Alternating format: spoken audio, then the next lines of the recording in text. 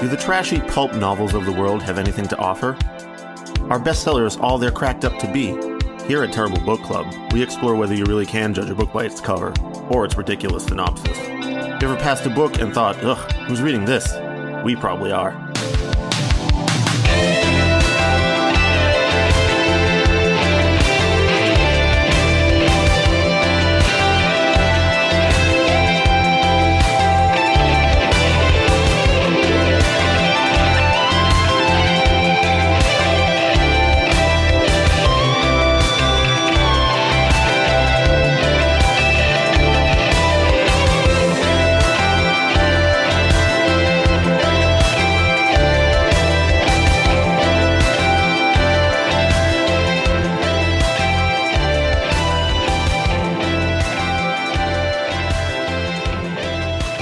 Welcome to episode 26 of the Terrible Book Club.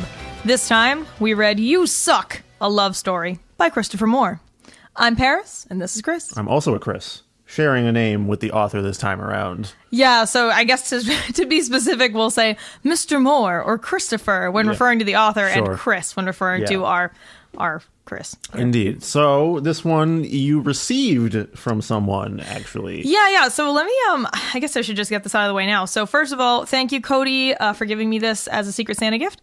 I am not being an asshole and reading this to specifically make fun of it. But essentially what happened is, for my Secret Santa thing at work, I put on there that I would like to receive either a good book or a terrible book.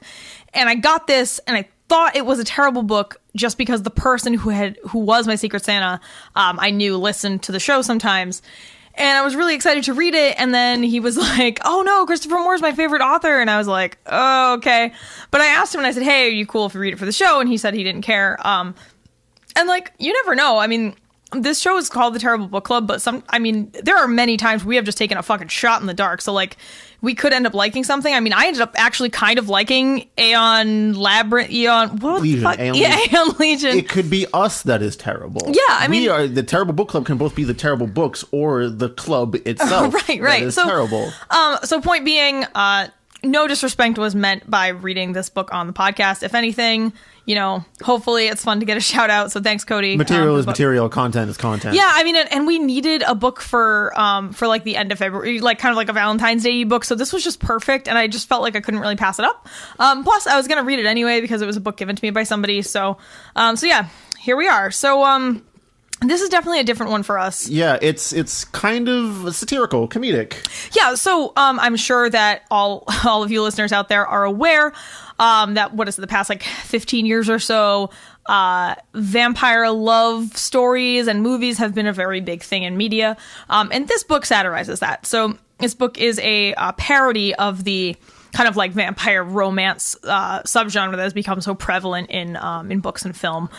So it's actually book 2 of a series. Yeah, which neither of us knew. So at first I was like, wait, why are they referencing this stuff? And then I was like, oh, this must be in a series. And I looked it up and it was. So yeah, it references stuff that was in the previous book. But honestly, like, you don't really need to know that. Yeah. It lays it out decently enough where you don't feel that lost or anything. Yeah. So, I mean, I think there was a lot of good in this book. It was definitely a lot better than I would say all of the other books we've probably read at this point. But it definitely better than Aeon Legion?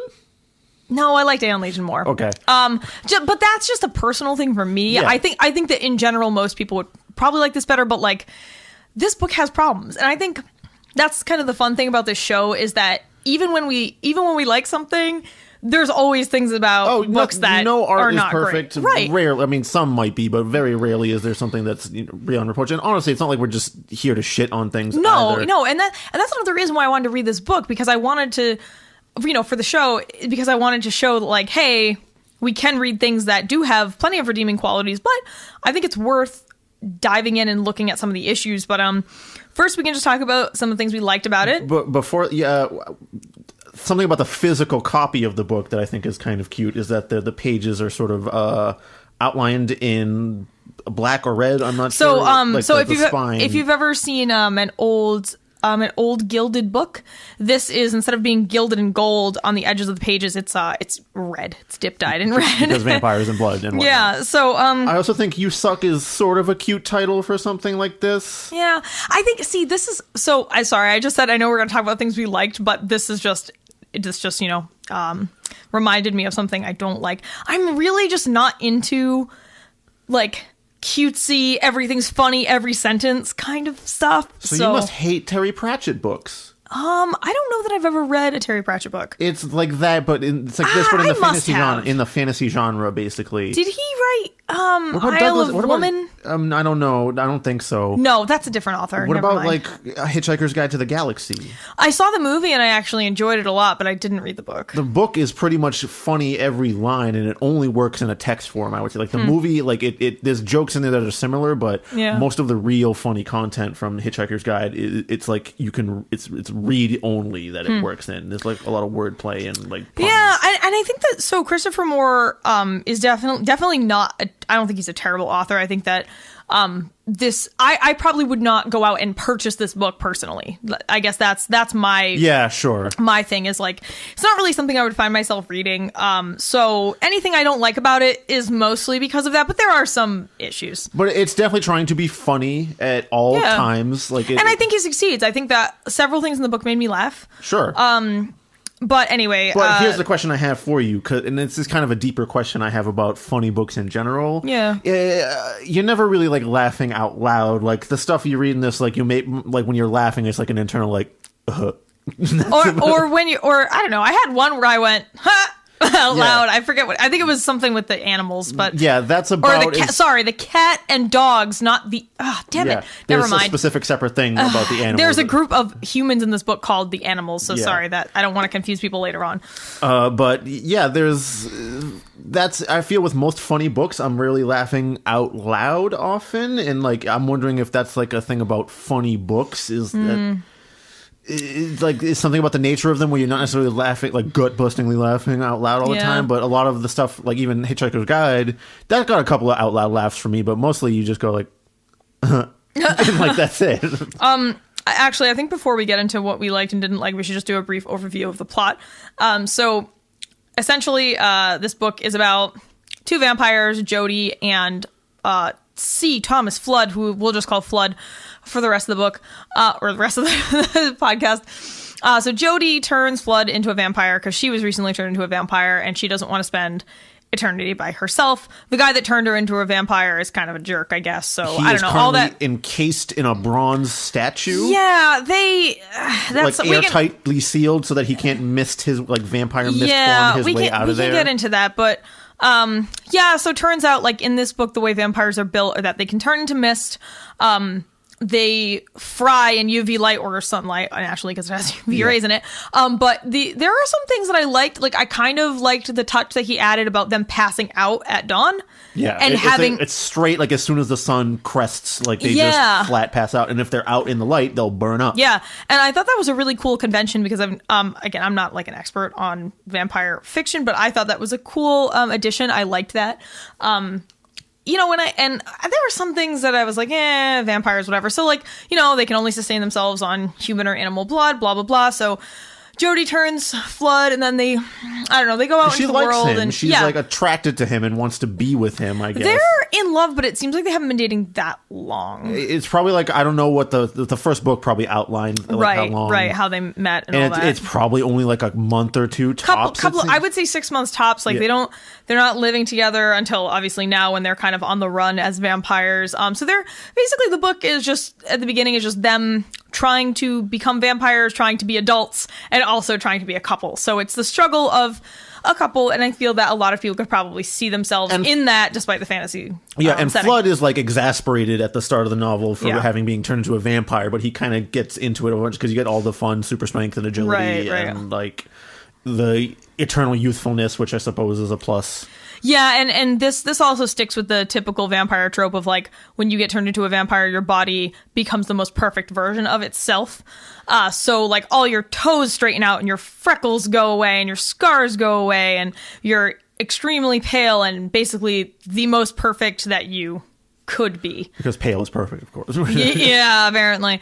So anyway, they eventually get into some shenanigans because what happens? At the end of the last book, I'm assuming there was a group of people that Flood worked with. He works in a grocery store. He works in a Safeway. And there's a bunch of people that he works with on the night shift, and they call themselves the Animals as a crew because I guess they just get up to hijinks and party all the time. And because they're like the shitty employees who work overnight and don't want to really do anything. Yeah, and they do like a shitty job restocking all the time. Not to stereotype that shift, but like that's how it's portrayed. There's a reference to apparently like frozen turkey bowling or something. Yeah, so this is the thing in this book that kind of bothered me is that I don't understand how they still worked there and had jobs. It seems like they literally never worked. They just hung out on their shifts and did things like turkey bowling instead of actually working. It did mention them actually restocking things once in a while just to like make it look like they were still doing something. Yeah, but like, does the Safeway not have cameras?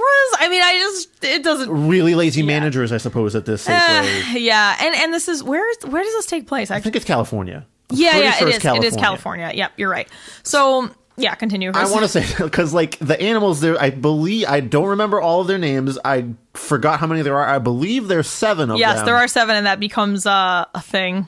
So it's literally like there's a Snow White and the 7 Dwarves thing happening in this book. That does happen later when a hooker named Blue gets involved that the animals all purchased collectively as a group because... At the end of the last book, they all fought that vampire that turned Jody. His name's Elijah. Yeah, he had a big yacht. They blew up his shit. He had a huge art collection, and they stole it and sold it for like $1 billion or something, and they got $600,000 between all of them or something like that. Yeah, it wasn't $1 billion, but it was they had $600,000 that they literally all spent on this one prostitute. How do you spend $600,000 on one prostitute? For over a period of 4 days. I mean, there was drugs involved. Not even that long. There was drugs and stuff involved too, but like you could at least get like 7 prostitutes. No, Chris. I don't know. They all.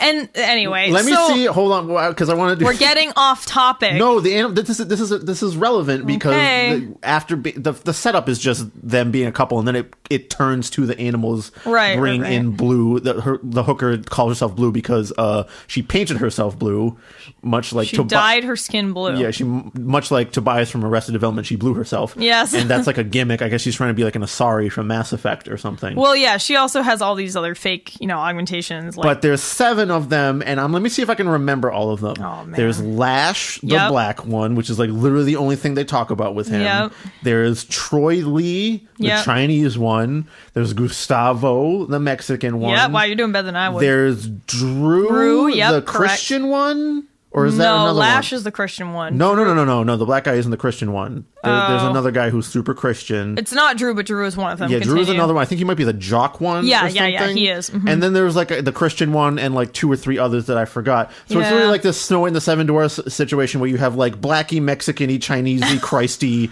and like jockey or something like that. Yeah, it's really... So anyway, everyone in this book is kind of a grotesque caricature of a stereotype. And... we'll talk about that later. So as the story moves on, there's also some other minor characters like the Emperor, who is a homeless guy with dogs, and he and his dogs were probably. Side note: the Emperor of San Francisco is what he calls himself, and he has 2 dogs that follow him around. He apparently appears in Christopher Moore's other books. Like, he's a recurring character that, regardless of what the story, he was also based on a real person. Yeah, there's like an author's note that mentions that, and that character apparently like pops up in all the different book series that he has and kind of links things together. Yeah. There's also a section I read something in this book is like other characters from another book series pop up. I don't know who they were. Oh, there's another book with so at one point in the story, Jody, the female vampire, goes into a pawn shop, and that guy in the pawn shop and that scene is in another of Christopher Moore's books, which is an excerpt of which is at the back of this book. I didn't read the excerpt. So I do I feel like afterward when I read that I was like, oh, this is actually really cool that he kind of has this. I'm assuming he must have mapped out this like whole other story and then has different parts of that story in different books. So that's cool. Anyway, like as the story goes on, Jody and Flood end up getting like a minion who is this teenage goth girl and her friend Jared, so Abby and Jared. They run into her at a CVS A Walgreens. Whatever, same thing. Because like Flood and Jody are looking for syringes. They're trying to save blood in their fridge. Yeah, they just want to stock up on blood, and they like ask Abby and her friend Jared where the syringes are, and they think they're heroin addicts because they're so pale and stuff like that. But Abby becomes enamored with Flood. Yep.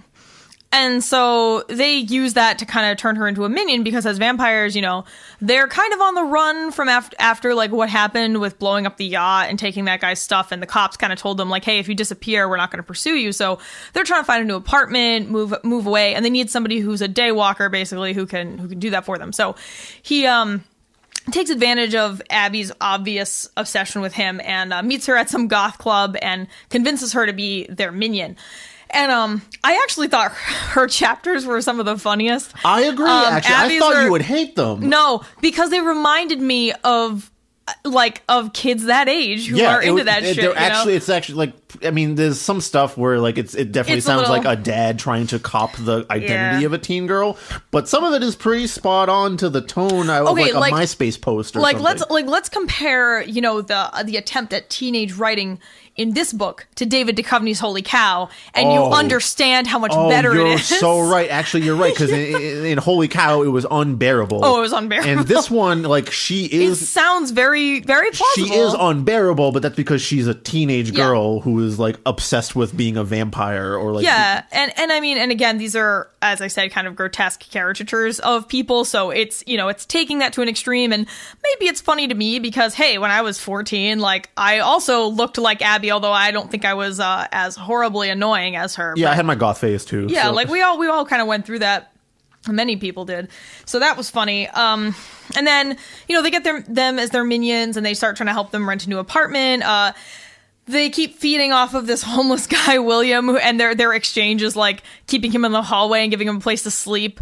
They, at one point in the beginning, shave his cat to try to feed off of it. Then they have to put a sweater on it, and they feel bad and like that. I love Chet the cat. Chet the cat was William the man. has a sign that like evolves over the course of the story where it's like, ask me about my huge cat or something. Yeah, because the cat's a 35-pound cat. It's like a huge fat ass cat, and then like after they shave it to try and get like into the blood because they don't want the fur in their mouths, it turns into like, ask me about, like, someone stole my huge cat. Someone shaved my huge cat. Yeah, ask me about my shaved cat. Ask me about my cat in a sweater. Yeah. So Chet the cat, and then Bummer and Lazarus, the dogs that belong to the Emperor.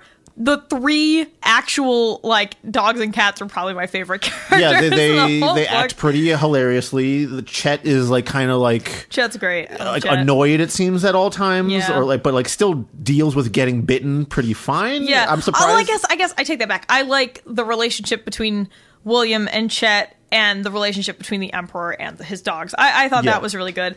As the story progresses, you know, Elijah eventually escapes his embronzement. However, like they had the bronze statue like with them in their apartment, and they like even tried to move it across. And that's how it ends up getting fucked up. What happens actually is like Flood is trying to like dump the bronze statue in a river.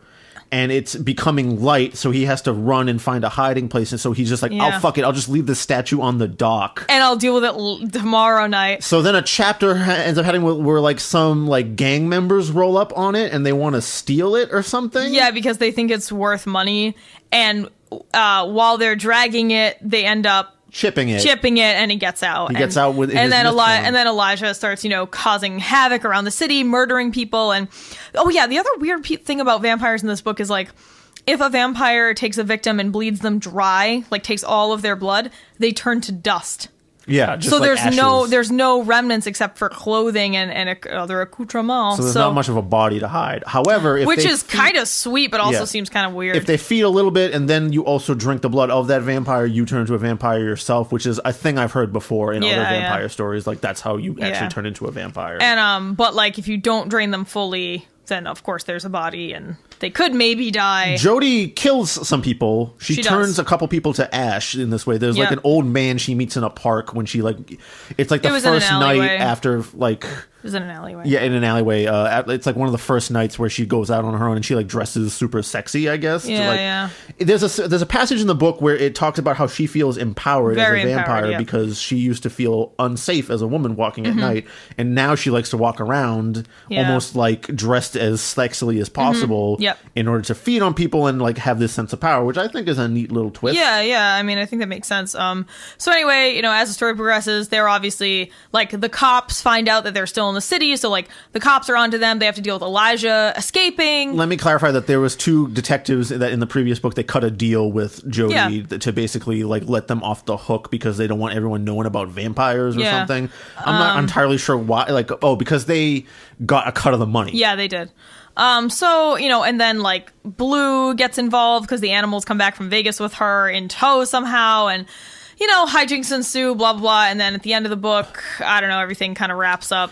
Well, yeah, Elijah breaks out of the thing and causes some he like stalks the apartments where he knows Jody to be, and he realizes Abby is a minion of theirs, so he kind of like stalks. He doesn't really attack her ever for whatever reason. Then there's this other character named Steve. Oh yeah, the I don't know. He's an Asian dude that Abby like sort of like she transfers her obsession from Flood to Steve because Steve saves her life from Elijah by using giant UV lights. And like cool jackets that he made with UV bulbs in them, which is kind of interesting. She refers to him as like a Final Fantasy character come to life, which I thought was kind of cute because he has like a fancy fuzzy hair. Yeah, she thinks he's like her manga cute boyfriend or something. It's dumb. She makes a reference to herself being like his Gaijin princess or something, which I had to fucking like roll my eyes at. But again, it's a teen girl. Yeah, so it makes sense. But Steve is in contact with them because he figured that there are vampires around. He thinks he has a way to reverse it. Yeah, he's like a grad student working on gene therapy, so he's interested in trying to reverse that their affliction through gene therapy. And he's literally like a cool Asian scientist that drives in to save everyone's life all the time. Yep. And then at the end of the book, it kind of you're left on. I think that this is the second book in the series, there's a third book. So the very end is like, you know, all's well that ends well. You know, everything kind of settles, but then Jody and Flood kind of have a moment where Jody's like, I love being a vampire, and Flood's like, oh no, it kind of sucks, and then they like pass out together. So I'm sure the third book is them dealing with that. Well, no, you know, it talks about them being encased in a statue together. Yeah, and then that's right, and they get encased in a statue together. By the way, the way people are bronzed is there's like a biker bar or like a bike like a. It's not a bar. It's a biker crew shop that like they bronzes. They do electroplating and bronzing. Yeah, and so, for some reason, I guess in the first book they convinced them to like make the statue of Elijah and like electroplate him. And there's a scene actually where like Elijah is like feeding on someone outside of this thing, and like the biker like opens the shutter and sees it, and he's then closes it. Like, oh, nope, never mind. Yep.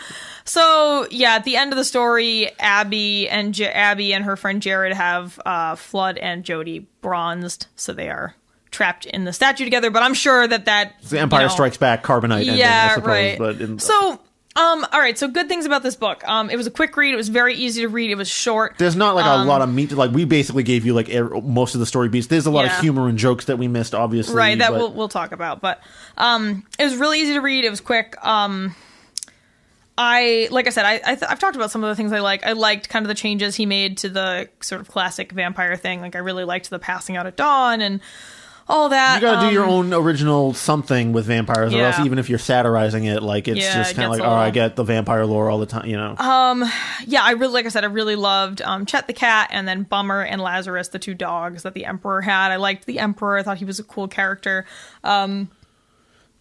I think that there were a lot of jokes that were funny. I liked the closer of the ending of the book in which Chet the cat is turned into a vampire and hops on William to feed on him. Yep. So that's like the sort of the stinger at the end, which was funny. Yeah, I liked that. I liked Chet the vampire. That might be where my one hit was. Because at the beginning of the book, I thought he was gonna be a vampire, but then it never happened, and I was like, oh damn. Then I have it right at the end, and I was like, yeah, you go, Chet. I was like, yeah, you go, Chet. You get He's that blood. Huge, fat, shaved vampire cat in a sweater. Yeah, in a red sweater. So, there were some things that made me laugh, and then there were some jokes that I thought This is a good way to segue into this, because let's talk about how everyone in this book is horny all the time. Yeah, so... Everybody is horny all the time. Well, and this also ties into kind of my bigger question, which is it okay that these characters are, like, grotesque caricatures of stereotypes?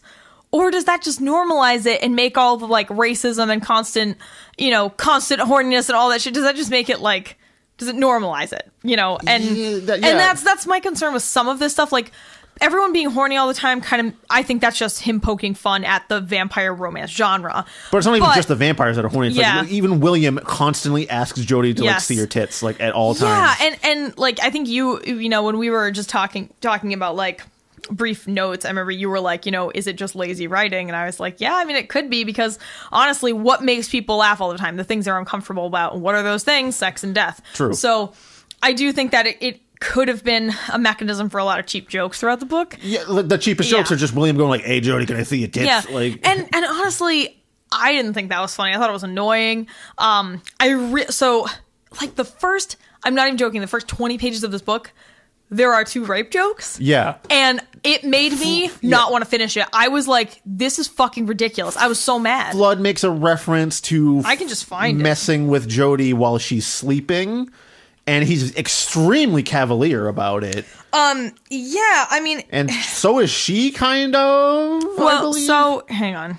Like, it's honestly... Like, okay, I'll find the part. Yeah.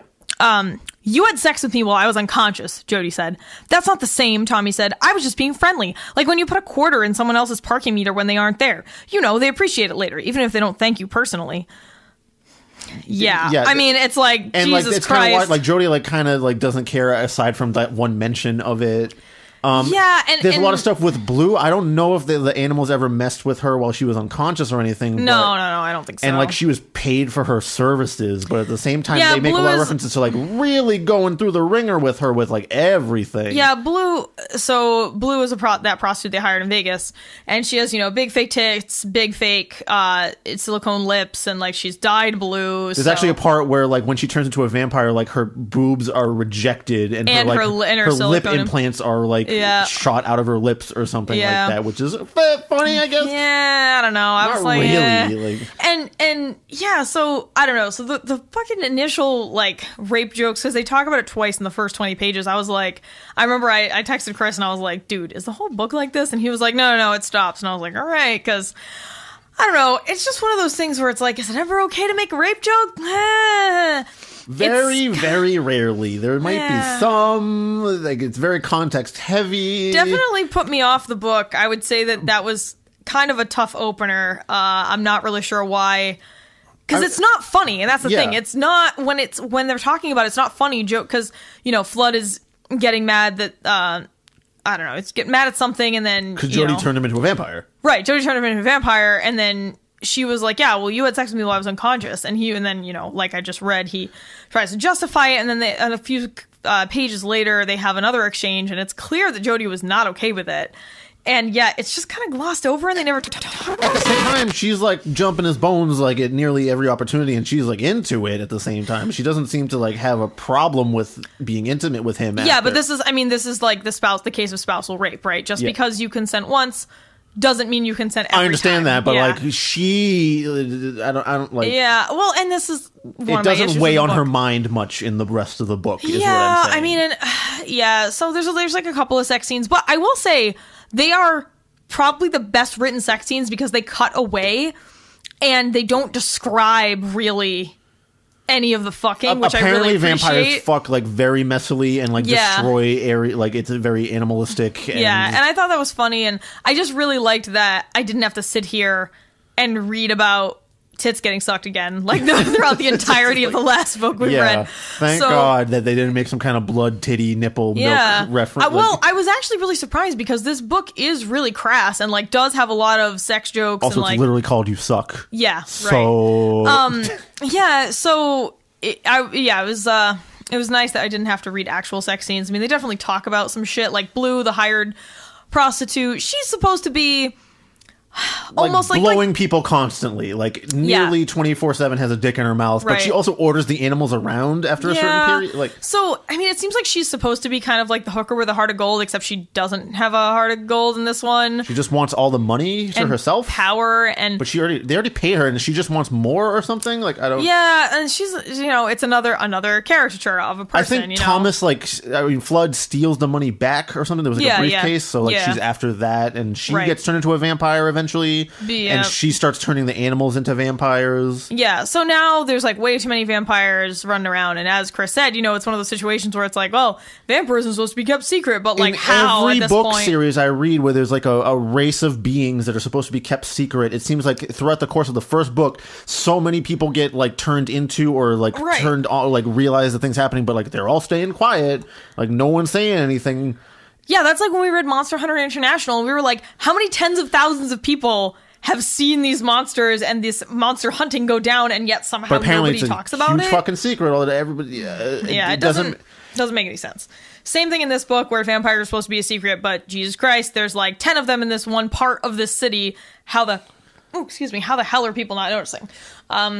Elijah does mention that he's like getting upset that so many people are turning into vampires, and I think 3 elder vampires show up eventually to be like, all right, we got to shut this shit down. Yeah, because they're like, this is threatening, our way of life, basically. I'm trying to find some. I underlined some silly shit in one of the Abby chapters. So Abby, she's the teenage goth girl. Can you do your best Teen Girl Squad voice? I don't know. Okay, I'm gonna read like a page. So for all of her chapters, it says The Chronicles of Abby Normal, and then it gives a subheading, and this one is Tortured Victim of the Daylight Dwellers. So here I am again, to open my veins and spill my pain onto your pages.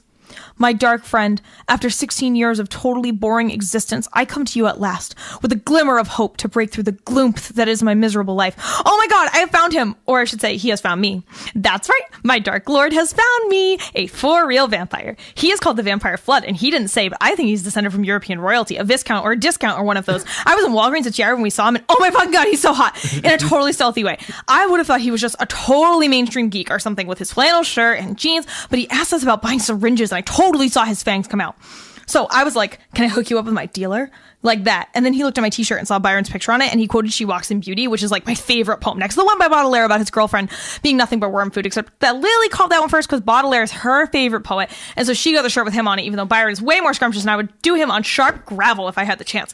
So I went home and changed my clothes and fixed my makeup, and when we got to Glass Cat, we breezed by the door like we were 25 or something. Jared made our IDs himself at Kinko's, and we both looked so mature in our pictures, although I think he overdid it with the mustache. Anyway, we were there like 10 minutes, and this song came on that I really like, Boning You in the Ossuary by Dead Can Dub, which is so cool and macabre. Okay. That was an excellent read, I have to say. A+. Thank you. I applaud you right there. Thank you. So I really liked it because I actually really love the band Dead Can Dance, which is the joke that they're making here with Dead Can Dub. Dead Can Dance does not have any song about fucking in the ossuary, but that was funny. That was funny. Yeah, so I thought that was good. It's probably and there's like 7 or 8 chapters from Abby's perspective. Yeah, maybe a little bit more. Towards the end, she does talk a bit more. But yeah, so that's silly. Chris is doing some stuff. Remember some stuff from. So I think like I said, I think Christopher Moore is very successful in the tone of his work. Like the tone of this character perspectives are I think really spot on for this. And yeah, it definitely has some funny moments. I just think that overall, like I said, this isn't a book I would necessarily pick up. And it did have a couple of the issues we discussed. Chris is looking for something. I'm just like, I'm going to try my best Abby impression. No, you should do somebody else. No, I want to do an Abby chapter. Okay. Chris really wants to be a 16-year-old goth girl. The Chronicles of Abby Normal, dedicated servant of the Vampire Flood. I have been to the lair of the Vampire Flood. I am part of the coven. Kinda. Okay, back up. So I slept till 11 because we're on Christmas break, and only it's called winter break now because Jesus is an oppressive zombie bastard, and we do not bow down to his birthday. At least not at Allen Ginsberg High School, we don't. Go fighting beatniks. But it's all good, because I'm going to have to get used to getting up later if I'm going to be a creature of the night. So, like, first thing, I made some toast, and it burned as black as my soul. And I was so bummed that my tears of despair fell like cold bits of crystal to be destroyed on the unforgiving rocks of this miserable life. But then I saw that Mom had left a 20 on the counter with a note. Allison. Allison is my day slave name. My mom named me after some song by some Elvis guy, so I totally refused to accept it. Here's your lunch money. Please stop at Walgreens and pick up some RID shampoo for Ronnie's head lice. Veronica is my sister, who is 12 and a total tumor on the ass of my existence. So I was like, sweet, Starbucks. It took forever to pick what I was going to wear, and not just because I'd never rented an apartment before. The light bulb burned out in my closet, and we didn't have any extras, so I had to take everything out of the living room to look at it in the light. Like the song says, I wear black on the outside to reflect the black I feel on the inside, but OMG, it's impossible to tell one thing from another in a dark closet. Since it was going to be a business thing, I decided on my striped tights with my red PVC mini, my skull and crossbones hoodie, and my little Converse All-Stars. I went with just a plain stud in my nose, a barbell in my eyebrow, and a simple silver ring in my lip. Understated and elegant. I carried my hot pink biohazard messenger bag. Ronnie was all, I want to come with you. I want to come with you. But I pointed out that she was a scourge on humanity, and if she came along, I would tell everyone on the bus she had lice, so she elected to stay home and watch tunes. It was then that I ventured into the undiscovered country and called the number that the vampire flood had given me. And the woman was totally a bitch. So yeah, as you rate your favorite teen girl impression. Yeah. Wait, who did it better? Chris or Paris? Or Paris? I wanna know. So that stuff is funny. Like it's honestly, if I read like a whole book from Abby's perspective, it might be like pretty funny. I don't know if I could bear it for the whole thing. Yeah. And there were some kind of like sneaky one or two liners in there. Honestly, I don't think that I could really find them right now, but I do like business goth. That's like a funny concept to me. What would you dress if you were dressing up as a business goth? How would you dress? I mean, that's how I dress for work every day. So like, that's my life. Business goth. I have to dress business casual. Most of my clothes are black. I have some colors, but like, I think if I was trying to be business goth, it would be like a black pinstripey kind of like almost like 20s gangsters. Wait, so you look like fucking Beetlejuice? Oh yeah, totally. That's basically what I would be going for. Except I'm bald, so I would have to wear like a wig on top of that. It would be no, just go bald. Then you'd be Jack Skellington. Oh, okay. That's my business goth persona is Jack Skellington. Oh, that's so good. I'm fucking crying. Post your business goth outfits. Yes, please. Post your business goth personas. Well, Hi, no. I am I mean, it's kind of true because like, you know, I'm not a goth, but when you're a girl that's into metal, a lot of people think that you are because there's, you know, plenty of similarities. It's a different, it's a different shade of that person, that kind of thing, I guess. I certainly wouldn't consider myself goth and never have, but that's just the label people sometimes assign me because I keep my I have 2 nostril piercings and I have enlarged earlobes, so like I keep all that stuff in when I go to work because my work is cool. So yeah, I think the business goth aesthetic is there. Just my name is Lucifer Graves. I am the CEO of Business Goth International. Wait, no, it's like what the fuck book were we reading where we did that skit where you were Satan and I was Rebecca, Satan's assistant? Oh yeah, it was off some other one of our other podcasts. I think it was Monster Hunter. Was it might have been. It might have been or something like that. Yeah, you would be. I would be Lucifer Graves, CEO. Like, what would a goth business be? Like, just like lip liner and fucking like nail paints or like a record label or something. Yeah, I mean, it could be anything. Like, I feel like a floral arrangement would be a great goth business. Dead flowers only. Yeah. Only for funerals. So they're not going to get any worse. Right. That's the tagline. They're not going to get any worse. Yeah, so I think I also think that overall the book does a really good job of parodying the general vampire romance genre. I think he definitely like hit the nail on the head there because that's what he seemed to be going for. It's also thankfully not like a direct Twilight rip or anything like that. Yeah, it's not a direct Anne Rice or Twilight or any. Yeah. Oh man, we got to talk about Anne Rice for a second, but finish your thought. That's really all I was gonna say. It's like I'm glad that it wasn't like a direct rip of like like I said, like exactly Twilight or something like that, where they have similar like everyone's sparkly or something, and there's like an Edward alike, and then there's a Jacob alike or something like that. Right. There's none of that at all. Right. It seems like it was. I mean, it was like original in that sense, but I also think that the plot was kind of a plain ass plot, although some of the things were bonkers and bizarre, like encasing people in bronze and blowing up a vampire's yacht and stealing all of his paintings. Like, the main story beats were kind of the same. Like you have the heteronormative couple, the male and female, who are in love or fall in love in the book. You have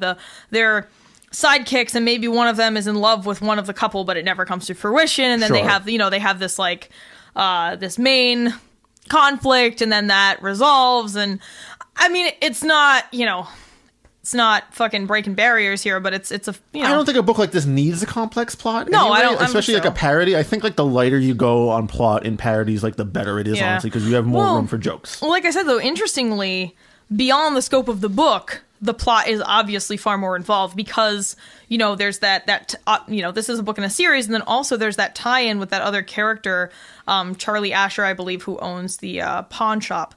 So I think that Christopher Moore probably has a kind of a more in-depth world, but you only see, a sliver of it in this, and because it's the more literary universe, we should say.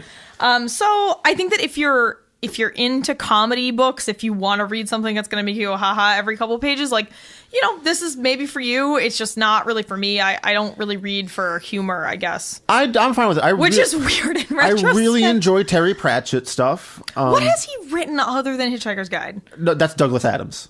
Oh, you were talking about Hitchhiker's Guide. Because it's also a very funny book. Okay, I thought that was wrong because I was like, I didn't think he wrote that. No, that was Douglas Adams. Okay. Terry Pratchett wrote. He has his own universe too. Did he write Discworld? No, that's someone else. Oh. It might be actually. I thought it was Terry Pratchett. It might be. I know Color of Magic. He wrote Guards. No idea. There's a lot of funny stuff. There's one about like death, like himself, like trying to like pass his mantle on. I forget what that was called. Oh, are you thinking of the series I'm thinking of that's not by Terry Pratchett and by that other famous fantasy author that I can't remember? I don't think so.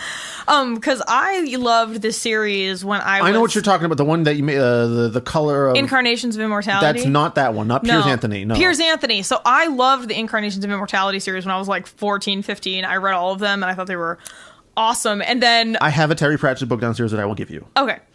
What's it called? The Color of Magic. Okay. And then I found out, I think actually through talking to you, you were like, that guy's a fucking creep. And I was like, what are you talking about? And then you were like, you should really read those books again because I think you would see them differently as an adult. Did he have one called like The Color of Her Panties or something? I'm 90% sure that was a book that Piers Anthony wrote. I don't know. But he wrote, so all the Incarnations of Immortality I really liked. And then I think he wrote Isle of Woman, which was like a coolish book.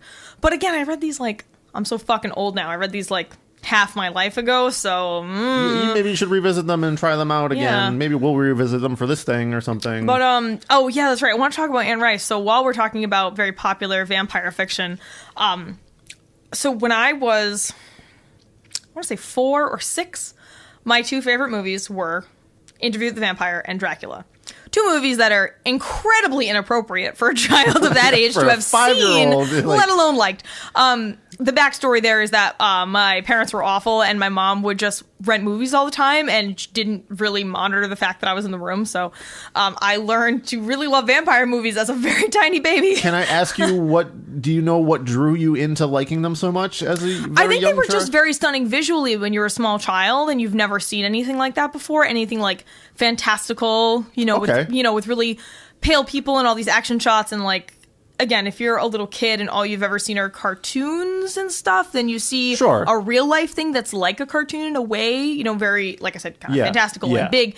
I think that really draws you in. I then rewatched them as an adult recently because my boyfriend Paul actually hadn't seen either of them. And I was like, and every year we do a Halloween, and every year we do a Halloween thing for the month of October. We try to watch 31 horror movies in 31 days. Many people do this.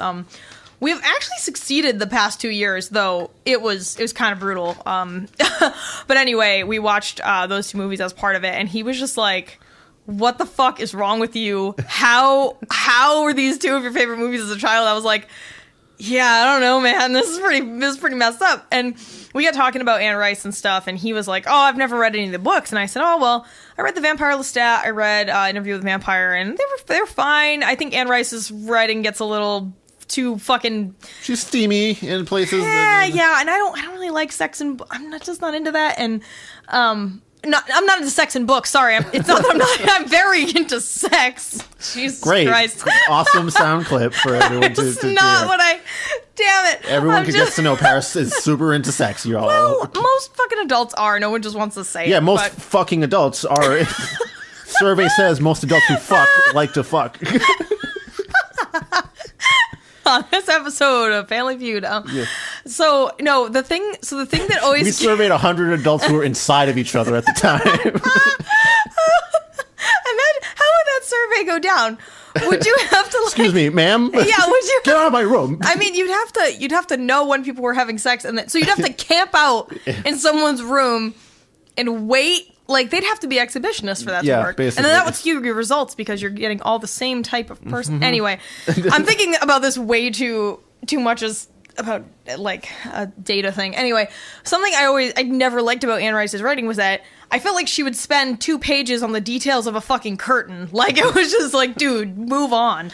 Like George R. R. Martin and food? I don't know. I love George R. R. Martin. But his feast descriptions are lengthy. I think they're fine. Rashers of bacon and onions are everywhere. Whatever. You set a scene, right? Yeah. Right. I'd rather have him set the scene with food than slaves, okay? Yeah, so, sure. You know what? Give me your roasts. Give me your onions. As long as it's not about the curtains. The curtains, Yeah, father. like I remember reading, I think it was in either The Vampire Lestat or The Interview with the Vampire, but there was literally a page and a half about like the texture and pattern on a curtain and like how it swayed. I don't know. It was very terrible. And then I was telling him, I was like, yeah, I didn't really like they were okay, but I didn't like them enough to continue with any of her other work. And I said, oh, I do remember reading this one called Taltos though, and it totally fucking blew. And I just didn't even I forced myself to finish it. It was huge and I hated it. It was so bad. And he was like, yeah, I heard about this book where I don't know, one of her books, it's like this thing about all these witches in a family and how they keep fucking this dude who, I don't know, is either immortal or keeps getting reborn, and then one of them gets impregnated with him and then fucks him after he gets born, and Yep, that's a book already. And then come to find out, that book was in the same series as the terrible Taltos book I read, and I was like, oh my god, that whole series must be garbage. And Maybe yeah, we're just future. But and this led into a conversation of how kind of once you get established as an author, you can kind of put out whatever and people will eat it up and enough to pay your mortgage, right? Any kind of media or art form. Once you have a fan base, unless you really tank some shit, and even then, people will still stick around just because they've heard of you before. I mean, look at the president of the United States. Yeah, there you go. Yeah. Oh man, we're getting. Or how about Metallica with that Lou Reed album that was? I'm a table of a table. Put your faces on me. I'm a table. Yeah. So I guess once you cross a certain threshold of gaining an audience, you can kind of. I mean, maybe that's just because artists are allowed to experiment and try different things, and you just don't throw someone out immediately if they make one trash thing, right? Because any art, person that's creative is not going to hit every single time. Some do, but very rarely. Some of my favorite bands have definitely released some stinkers. Yeah, I mean, as a musician, both of us are musicians, and we are well aware that not everything we put out is good. I mean, I'm at the point where I just want to scrub my band's demo off the face of the internet. That's kind of my fault a little bit. So it's a little bit my fault. Well, that's true. Yeah, Chris used to be in the band with me, but and the person we went to, I was kind of on my recommendation, and the way we did it, I was kind of on my recommendation. Didn't really go. It did, well. I've made some mistakes in my time. And so have I. I mean, and whatever. But as a person who creates art, you learn from those mistakes and you move on, and hopefully if they're far enough in your past, no one will remember it. Exactly. At least I hope that is the case. My dad was asking me about some video that he took of one of my high school bands, and I was just no, I'm not telling you the name of that band. I'm never gonna let you find that shit, because that thing was atrociously horrible. I want to erase that band's memory from my just. Paris and I like to go look at this subreddit called Crappy Music a lot, because we like crappy art. It's kind of our thing a little bit. Does that make, some people have said that's kind of really fucked up, and I'm like, Well, not really. I mean, if We're not anything, going to them and like going to these people's pages and like messaging them and be like, "You're a fucking asshole" or anything. We're just observing and critique. For me, the fascination. Not to cut you off. I'm sorry, but it's fine. You do it all the time. I know. Keep going. The fascination for me is that I want to know if this thing was salvageable. Is there something that I could have came in and like produced them into? Like, maybe that's narcissistic a little bit, but well, no. But I think as a person who creates things, you can't just look at all the successes. You need to look at the failures and the things that are in between, because it's kind of like being overly positive all the time. How, if you wake up every day and you're like, today's gonna be great, and then you get hit by a car, and then you're like, my life is great, and then you lose your leg. You know what I mean? This is kind of a terrible analogy here, but if you're always looking at one side, you're not really getting the full experience that's going to help you make better decisions, I guess. I think people should be looking at both good art for examples of what went right and bad art for examples of what to avoid. Thank you for phrasing that in a much more manageable and reasonable way. I totally fucked that one up. Thanks, Chris. You're bouncing ideas off each other. You did a terrible job explaining that. I saw what was wrong with it. And I produced a good version of it. I mean, see how slick I was? Yeah. I did that just so we could demonstrate the concept. On purpose. Yes. 100% on purpose. 100%. Yeah, I mean, so I guess we do love to look at terrible music videos and hear terrible music, and we read terrible books. It's also good ones, but... Yeah, I mean, what are you reading? What have you read recently that's good? Well, I will say, for our next book, we have a patron request that we're reading. Yes. Called Dragon Prince by Melanie Ron. And this was recommended by our patron, Dari. Thanks, Dari. Thank you again. We're mentioning your name on the podcast as contractually obligated by... by your contribution. And month. she recommended it because she had some issues with the book, but I'm like a fifth of the way through it, and I'm super into it. Well, she said that she had read the other books in the series first, and she said that if she had read the first one, she never would have read the other one. So clearly, it takes a turn somewhere. Maybe something weird starts happening later on. Yeah. But so far, 120 pages in, I'm digging it pretty hard. Actually, want to. I forgot the book at my girlfriend's place a couple of days ago. Yeah. And I was upset at it because I was like, I want to find out what happens next.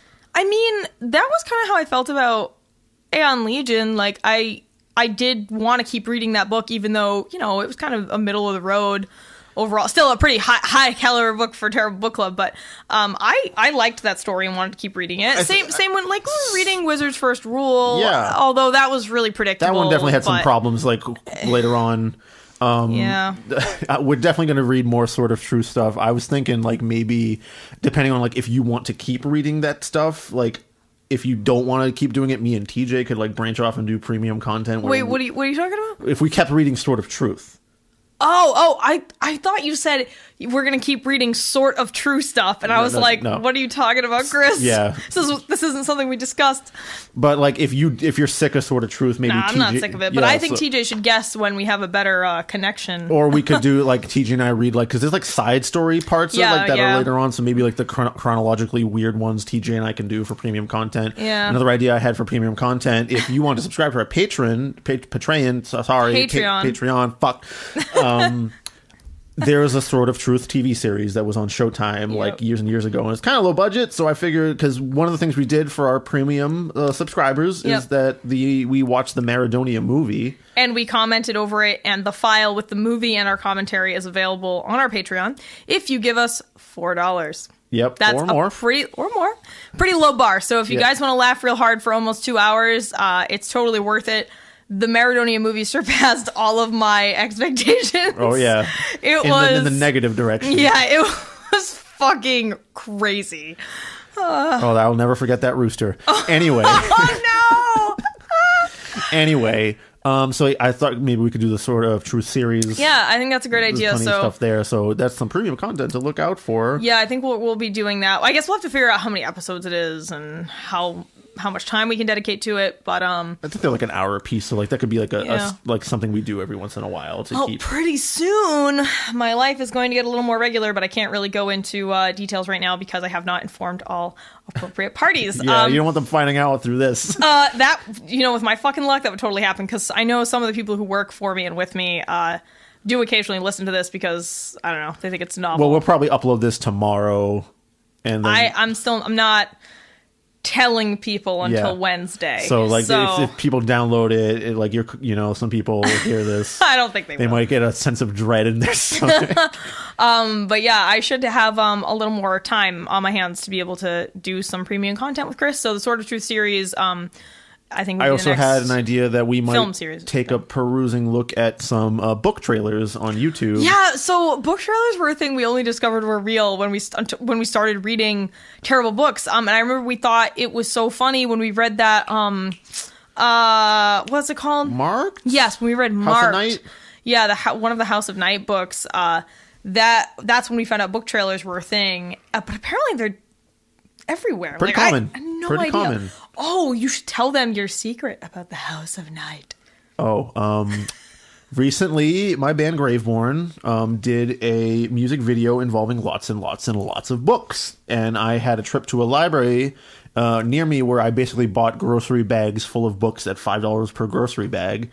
Which is kind of rad. It was rad. There's actually there's a stack of books downstairs that I'm going to show Paris. I showed her a picture of, but we can take a look at them closer. And amongst their wares was the entire House of Night series. Oh, so I grabbed the second book. I can't believe you didn't take all of it. I should have, but I can go back there. It's really close to where I live. Mistakes were made.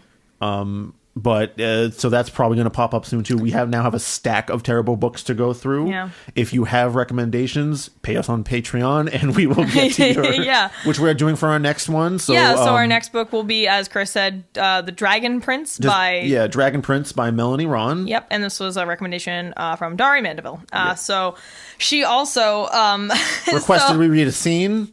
That is from that book, but it might be a little rough to read. So all I'll say is that she sent us a message and said, "Yo, they totally ripped this scene off from the 1990s movie Excalibur," and I was like, "Holy fuck!" Because I loved that movie as a kid.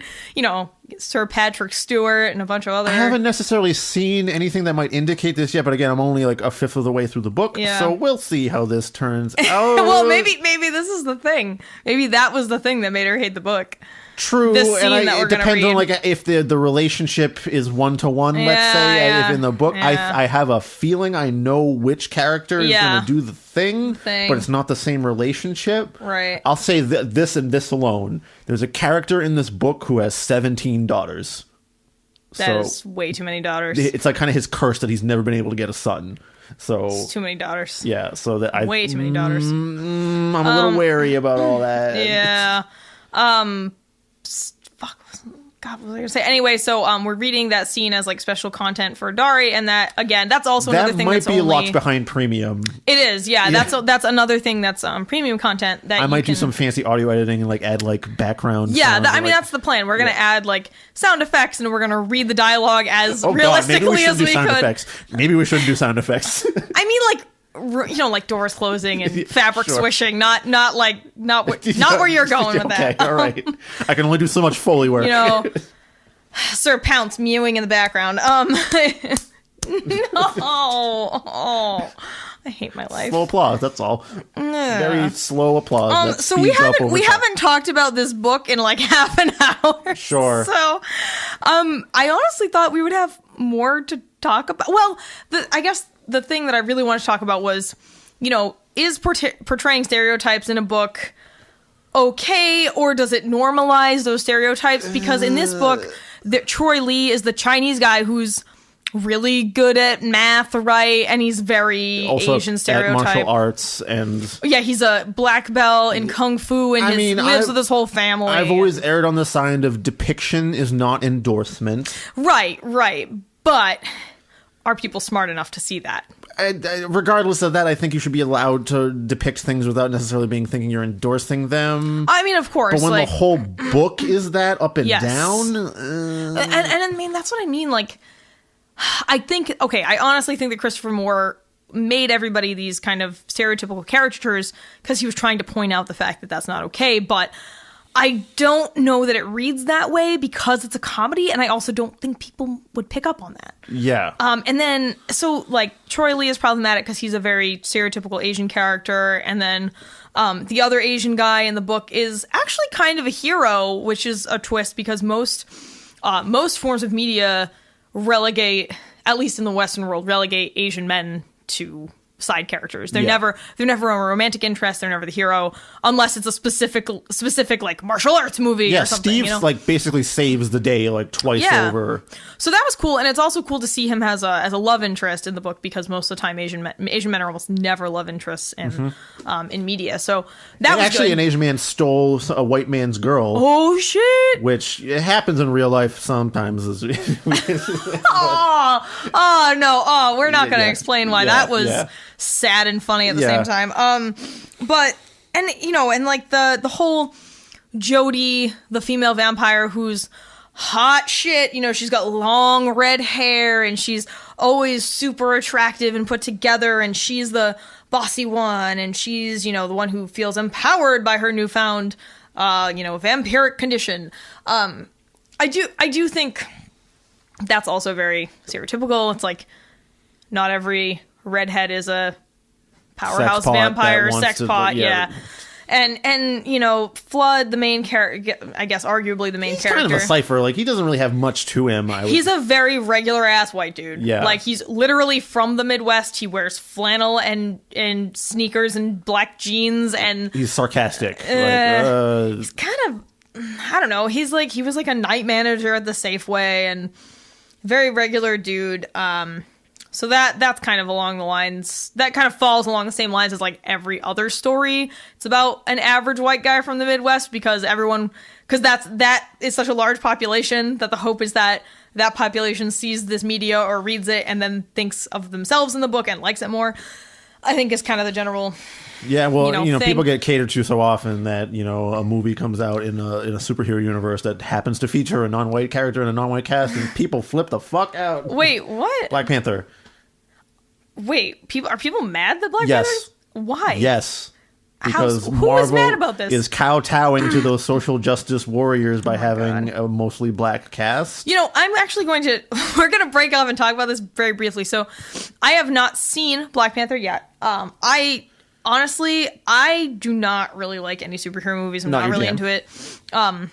With the exception of Watchmen, because I loved the book. It's a very different thing. When I was a kid, I loved X-Men. I was super into X-Men and Batman. But as I've gotten older, I really just don't like the superhero movie franchise. I think it really sucks. I'm not really into it. I don't think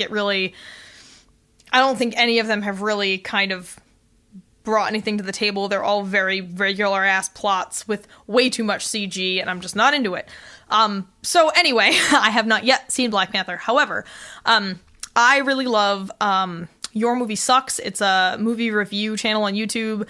This guy, Adam, has done reviews for years, and I think Adam's great. I really love his commentary. I watch his stuff all the time. Thanks, Adam, at Your Movie Sucks. You are awesome. And I was watching, like, him review something. It was Lady in the Water. That was really funny. Yep. And I don't know, maybe something else. And somehow he ended up talking for a few minutes about Black Panther, and I have to agree with him. He was like, I can't believe that this movie is at the forefront of political conversations in this country. It's ridiculous because the movie itself is just another Marvel movie. He's like, what the fuck is wrong with people? That's kind of the thing. Like, the setting is really unique. I will have to say, like, it's really cool to see, like, such a different setting for. It's basically like it's almost like Thor, almost, but like with an African setting, and like it was really cool to see like different art styles and like different architecture styles. Don't get me wrong, like, and he kind of said it. I mean, he said it best. So if you can find his quickie review of Black Panther, it's kind of how I feel. Is like, yeah, it's super cool to see, a cast with almost entirely people of color, like this African Afrofuturist setting, like super cool and different. But the actual meat of it is still bland ass shit. But that's what gets the public, that, you know, because that's why it's super popular. But you had these other movies like Moonlight and yes, stuff and that was the exact comparison he made, because the director of that is one of his favorite directors, and he was like, whereas Moonlight is an astounding film about people of color, and it's much more socially conscious and has like a lot of different. But then again, you know, that's not for everyone. And honestly, Black Panther reaches a wider audience, thus it has more cultural impact. Yeah, and I think where, you know, I might differ with Adam a little bit is like, yeah, I think it's ridiculous that this is the thing people are clinging to, but at least it's making people talk about race in cinema and media. It has a broader reach. It's the same thing with pop music, and why that's technically... You can cry all day about pop music is trash, and like my prog ass metal thing is super cool and like so much more intricate and has more profound things to say, but if you have this wide-reaching voice and you use it to say something worth saying, what's the problem? Yeah, I mean, I do wish people would kind of stop sucking off the movie every second they got, because I don't know about you, but my social media feed is just inundated with Black Panther. Oh, I'm buying this Black Panther merchandise. Oh my god, Black Panther. Out of all the Marvel movies I've seen, and I've seen quite a bit of them because my brother was a huge comic book fan. Giant comic book fan. Like, yeah, your brother is a special level of nerd when it comes to that shit. It's impressive, honestly. Like yeah, this dude, your brother really loves Power Rangers and Spider-Man. Those are his two jams, right? His two main jams, yeah. And it's an impressive, and like, so I've watched a lot of these things, and honestly, it's one of the better ones. The writing is good, the dialogue is good. The setting alone, I think, is what I really, really love. But anyway, this isn't Black Panther podcast. No, so I just wanted to talk about it for a second. Some filler space. Anyway, we should be probably wrapping. Do you have anything else to say about this book? I feel like I probably did in my notes, but I don't remember at this point. All right. I think we covered everything. Yeah, I think that was... yeah, again, this book is really crass and has a lot of really raunchy jokes in it, so like if you're not into that, don't pick up this book, because this book talks about blowjobs and coming and fucking and all kinds of shit. So like, don't. My delicate ears. Yeah, well, I'm just telling people because we didn't really dive into the text of the book. I really honestly should have done a better job going through and earmarking and highlighting things that showed the very good. I think that Christopher Moore does a really good job describing some things. He has some really good descriptive phrases and sentences in here, and I just really suck and forgot to highlight them. Definitely not sure to read. Maybe for future books, we'll both try to make a point of taking notes like directly in the book so they're visible and stuff. Well, I actually usually do take more notes, but I just didn't. I think that. I guess I don't really have anything else to say, but Christopher Moore is a prolific comedy writer. He has, like we said, this is the second book in a 3-book series. He has other books in this world, and then he has many other books that have, really ridiculous titles and things like that. I don't know if they're set in the same universe, but I know they are, of similar ilk. His other works include The Stupidest Angel, The Lust Lizard of Melancholy Cove, Island of the Sequined Love Nun, and Practical Demon Keeping. So, I think, if you're looking to laugh at something that's kind of a little like supernatural, then this is for you. Also, if you're not squeamish about sex jokes, this is for you. But I think if you're not really somebody that reads comedy, then it's not for you. So yeah. All right, so like we'll wrap it up with the usual by saying like if you have a comment or something to say to us, please reach out via Twitter, our email, Facebook. We love hearing from people. We got a couple of actually more frequent comments. I think me begging for attention has brought some people out of the woodwork. Oh yeah, somebody on Twitter. Oh God, I'm sorry, I forgot your name. But we had a brief exchange because she saw a copy of Wild Animus. Out in the wild, as it were. There's actually a picture of me holding a wild copy of Wild Animus in a thrift store as well, that my friend Liz, actually my friend Mike took. I can't find it. I have to find that picture. Send in your shots of you discovering Wild Animus in the wild. Yeah, we could put together a coffee table book. Honestly, I am so pissed that episode was lost because that is the worst book. It has not been topped. That reminds me, the thing that I wanted to say, if for some reason, if you're a fan and you have downloaded an episode of this podcast from like the previous generation of Terrible Book Club before we went on hiatus and I lost a bunch of the files, if you have that raw file, contact us, send it to me. Yeah, I will reward you in some fashion. Yeah, oh my God. It might be like a $5 through PayPal or something like that. But like, but we seriously need especially, so I think we're missing like 8 episodes, right? Yeah. Maybe more than that. Maybe Wild Animus 10. is the one that I really want. If someone if you're listening to this and you have a file of Wild Animus on your computer, I am begging you. I would say Wild Animus, Left Behind, The Art of Racing in the Rain, The Confessions of a Shopaholic. Yeah. Those are all missing. But especially Wild Animus. Yeah. What was our first? Oh, the Justin Bieber one. That was really funny. Our first book was the Glenn Beck book. Oh, that one I still... I think we still have... Overton Window. I think we still have Overton Window. I think we didn't upload it, so if I gotta upload that. But yeah, we've lost so many episodes. So if you're as cool as Mr. Bobby Kennedy, who sent me the Maradonia episode that he saved, that was awesome. Thank you. They definitely let us know. Like I said, we're reachable by Twitter. Our handable. That's my new web app. It's for getting hand jobs on the slide. Oh no, I was thinking handable. Don't steal my original idea. Copyright. Oh, no, I was thinking a handable is like a fucking Cronenberg, like a hand that's a mandible, a handable. So our handle on Twitter is Terrible Boo Club. So Terrible Book Lub. It's Terrible Book and then LUB because I didn't have enough characters to put the C in, and K and C. We love the Terrible Book. Yeah, we love them. And our Gmail is just terriblebookclub@gmail.com. Facebook, we're just Terrible Book Club, normal spelling. So yeah, there was something. Oh, I want to talk about what good books we have read recently. I was talking about Dragon Prince, which is like the only thing But that's a terrible book that we're reading for the next episode. like it. Anyway. I don't read that much aside from Terrible Book Club right now, if I'm being honest with you. Oh, that's true. You've had a lot of music stuff going on. Well, I guess. Probably by the time the next podcast rolls out, I will be blabbing a lot about my band's new album. Yeah, and video. Yes. With all those books. Yes. Your video lined in terrible books. It is. It literally is. Cross promotion, y'all. Yeah. I guess I just want to talk about some stuff I've read recently or am reading.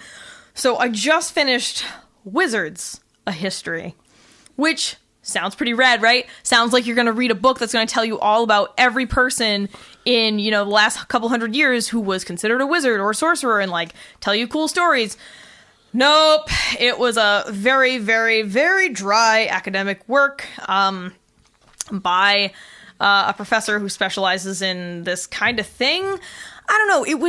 It was told from a very Christian perspective, which was icky. Also, well, I mean, he didn't get preachy or anything, but you could tell that his research was primarily, done for that reason, and it was just really fucking dry. And the whole, I mean, it was one of those books where I would be reading on the couch and start falling asleep while I was sitting up, because that happened with the fucking bird tit book too, Audubon's Bird tits. I mean, it just wasn't. I mean, I did learn some stuff from it. Like, I finally figured out who Cagliostro was, which is Cagliostro is a person who is mentioned in the song Masters of Confusion by the band Blood Ceremony, which is a band I've loved forever, and I love that song, Masters of Confusion, and I just never realized what was being, like, who that was, and then, he was talked about in the book, and it was, it was cool to have that moment to be like, oh, shit, now I know what that is, and also feeling like, how the hell did I not know who that was? It's okay to not know things. Yeah. So, I mean, I learned some stuff, but it just wasn't what I was expecting. So I was reading the book because I was doing research for lyrics for a song that my band was working on.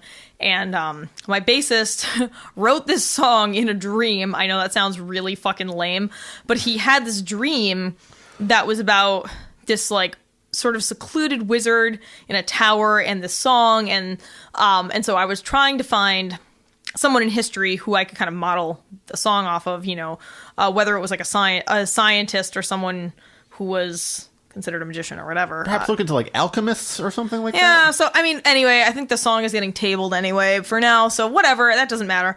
You can still use the lyrics for something else, you know. Yeah, or we could always use the song, work on the song outside of the band and a different project. So, I don't know, and I just started reading a book by my wonderful friend Larissa Glasser. She is an excellent horror author. She lives here in the city. She's actually also a metal musician, though I don't think she's active anymore. But she's been in a couple of really, really cool bands. She's been in metal bands, grind bands, all kinds of stuff. But she is a really excellent horror author, and I just bought her newest book called F4. I bought it, because she's my friend, but really I bought it because it sounded really interesting. So the premise of the book is that the main character is this lady. She's a bartender on a cruise ship. That cruise ship is strapped to a giant kaiju. Awesome. Yeah, I'm down. It sounds so ridiculous. I was like, holy shit, I have to read this. And I don't know, I'm excited to read it. I started reading it. A little concerned though, because my friend, the author, Larissa, she was like, oh, it's definitely porn. And I was like, oh no. And I was like, oh fuck. I was like, honestly, look, I'm going to read it because the premise sounds so cool. I'm willing to wade through whatever porn you've written, but I'm just not really into, like I said, not really into sex books. So do you have a kaiju fetish? No, and it's not sex with the Godzilla thing. Thankfully. Well, actually, I guess I don't know. I haven't gotten that far. But how do you know? But anyway, I'm hoping that this book will be really great, even if there's some sex that whatever. I just need to ignore. The kaiju itself is a giant penis. No, it's a giant reptilian. Penis. Godzilla-like character, no. And then, I don't know, I've got a bunch of other books kind of on backlog, like, I gotta, what the fuck? I can't remember now, but I have a book about the history of witchcraft in New England that my friend David very kindly gave me. Thank you, David. He was cleaning out a storage locker that, like, one of his brothers had and found it. I don't know. I got a bunch of random shit lying around I have to read. Yeah. I believe, yeah. I don't...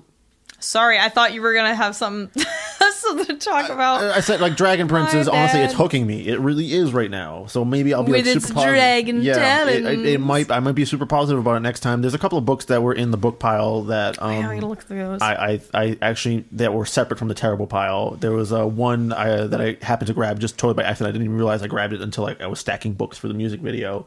By Mark Z. Danielewski, who wrote House of Leaves. Oh, House of Leaves. Dude, did I ever tell you how I felt after I read that book?